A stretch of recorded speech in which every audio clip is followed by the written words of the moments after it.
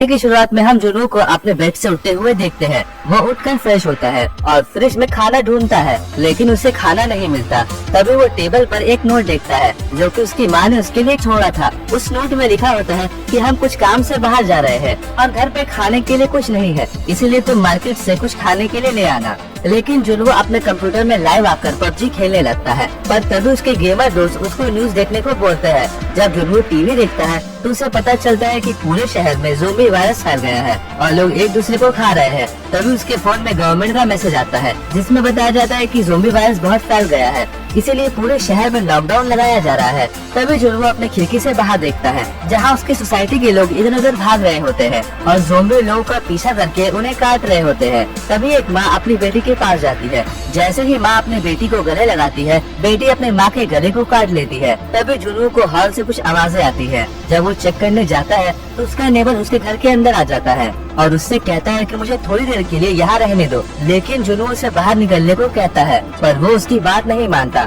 जुनू एक चाकू उठा लेता है और देखता है कि उसके नेबर की आंखों से खून निकल रहा है, जिसका मतलब वो भी ज़ोंबी बन गया है। कुछ ही सेकंड में वो जुनू पर अटैक कर देता है, लेकिन जुनू पूरी ताकत लगाकर उसे घर से बाहर निकाल देता है। जुनू गेट पर अपना फ्रिज लगा देता है ताकि कोई ज़ोंबी उसके घर के अंदर ना आ सके। फिर उससे उसकी माँ का मैसेज आता है जहाँ उसकी माँ बताती है कि शहर में ज़ोंबी वायरस फैलने की वजह से 60 दिनों के लिए लॉकडाउन लगाया जा रहा है और तुम 60 दिनों के लिए अपने खाने पीने का इंतजाम कर लो। इसीलिए जुनू घर में बचे हुए सभी खाने को टेबल पर रखता है, जो कि ज्यादा से ज्यादा 9 दिन तक चल पाएगा। ये देखकर उसे बहुत दुख होता है और वो कहता है कि काश मैंने अपनी माँ की बात मानी होती और मार्केट से राशन ले आता तो आज मुझे ये सब देखना नहीं पड़ता। अगले दिन वो न्यूज देखता है जहाँ बताया जा रहा था कि ये वायरस ज़ोंबी के काटने से फैल रहा है, तो जितना हो सके ज़ोंबी से दूर रहे। फिर जुनू एक कागज में अपना एड्रेस लिखकर फोटो खींचता है और #StayAlive लिखकर सोशल मीडिया पर पोस्ट कर देता है जिससे कोई मदद आ जाए। फिर वो अपने फोन को ड्रोन में कनेक्ट करके बाहर उड़ाता है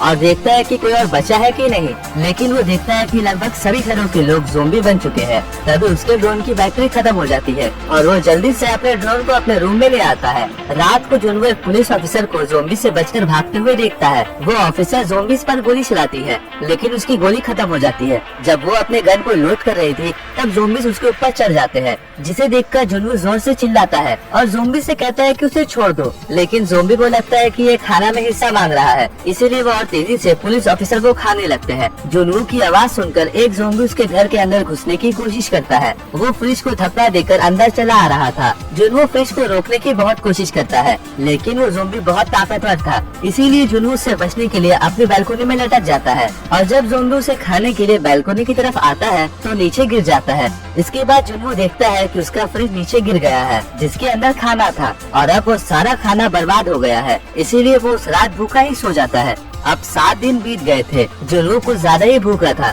इसीलिए वो अपने डैड के रखे शराब को पीने लगता है। पीते हुए वो टीवी में न्यूज देखता है जहाँ बताया जा रहा था कि ज़ोंबी बहुत तेज हो गए हैं और वो गेट भी खोलना सीख गए हैं। अब 2 हफ्ते बीत जाते हैं और जुनू बहुत ज्यादा शराब पीकर डांस करने लगता है। उसे हेलुसिनेट भी होता है कि उसकी फैमिली वापस घर आ गई है और वो अपनी माँ को हक करता है, लेकिन जल्द ही उसे रियलाइज होता है कि वो सपना देख रहा था, जिससे वो बहुत रोने लगता है। तभी उसे एक आइडिया आता है और वो अपने फोन को सेल्फी स्टिक में लगाकर अपनी बालकनी में लटक जाता है, जिससे उसके फोन में सिग्नल आ जाते हैं। तब उसे अपनी माँ का वॉइस मैसेज मिलता है जहाँ उसकी माँ जुनू को बताती है कि तुम्हारे डैड, मैं और तुम्हारी बहन हम सब तुम्हारे डैड के ऑफिस में छुपे हुए हैं। लेकिन तभी आवाज आती है कि ज़ोंबी ऑफिस में घुस गए हैं। लोगों की चीखें सुनकर जुनू समझ आता है कि ज़ोंबी ने उसकी फैमिली को भी मार दिया है। ये सुनकर जुनू बहुत रोने लगता है और गुस्से में एक गॉल्फ बैट लेकर बाहर ज़ोंबी को मारने जाता है और एक ज़ोंबी को मार देता है और वो दूसरे ज़ोंबी को मारने के लिए आगे बढ़ता है। लेकिन बहुत सारे ज़ोंबीज को अपनी तरफ आता देख जुनू की फट जाती है और वो भागने लगता है और छुपते छुपाते अपने घर में आ जाता है।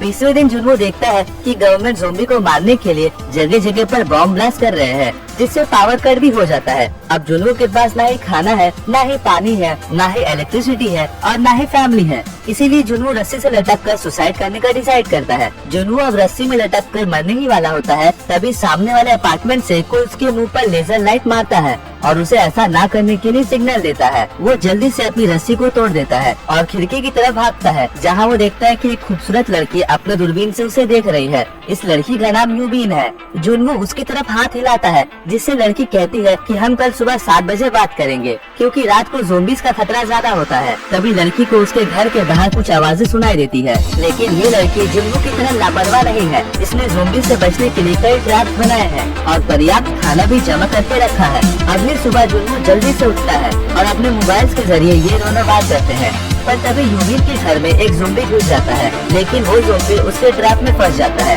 और यूबीन उसे कुल्हाड़ी से मार देती है। अगले दिन ये दोनों बात कर रहे थे, तभी यूबीन देखती है कि जुनवो बहुत भूखा है, इसलिए वो एक बॉल में रस्सी बांधकर जुनवो के अपार्टमेंट तक फेंकती है, जिससे वो जुनवो तक खाना पहुंचा सके। लेकिन वो बॉल ज़ोंबीज़ के बीच रास्ते में ही गिर जाता है। यूबीन को समझ नहीं आता कि वो जुनवो तक खाना कैसे पहुंचाए। तभी जुनवो अपने ड्रोन में रस्सी बांधकर यूबीन तक पहुंचाता है और यूबीन उस रस्सी से उसे कुछ खाना पानी भेजती है, जिससे यूबीन खाने लगता है। लेकिन तभी वो देखता है कि एक खींचता है तो यूबीन उस टेबल से टकरा कर बेहोश हो जाती है। टेबल भी बालकोनी में अटक जाती है और वो ज़ोंबी रस्सी पकड़कर ऊपर चढ़ने लगता है।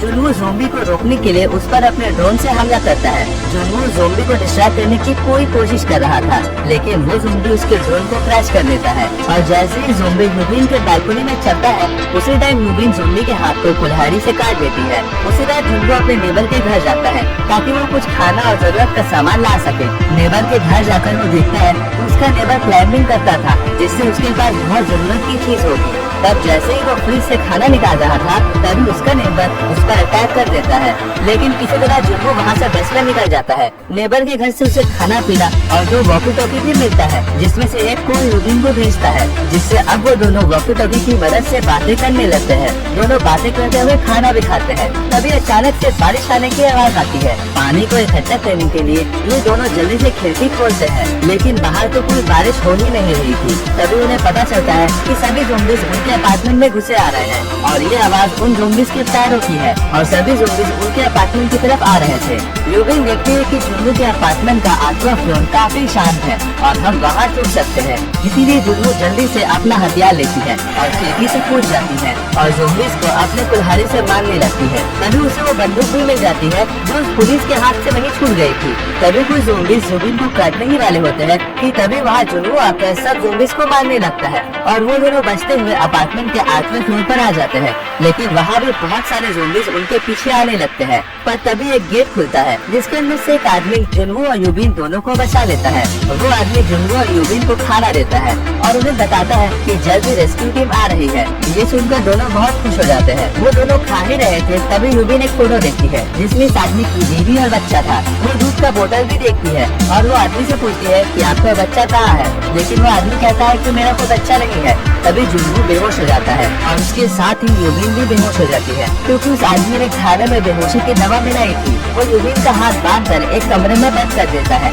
जहाँ पर उसने अपनी ज़ोंबी बीवी को बांध कर रखा था।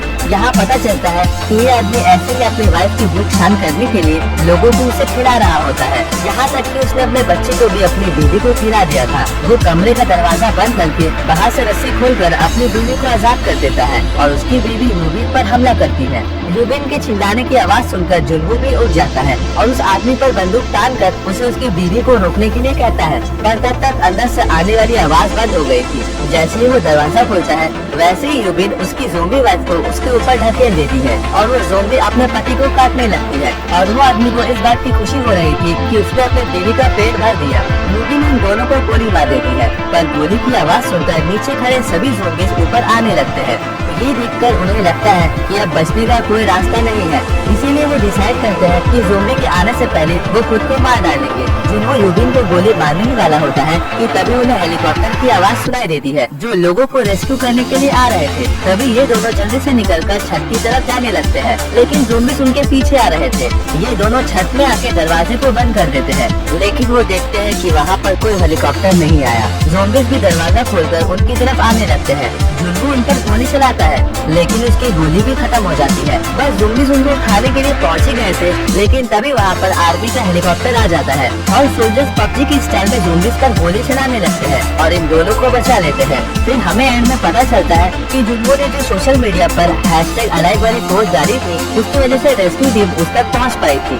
ये देखकर बाकी के बचे हुए लोग भी अपना एड्रेस डालकर #alive लिखकर सोशल मीडिया पर पोस्ट डालते हैं और यही ये मूवी खत्म हो जाती है।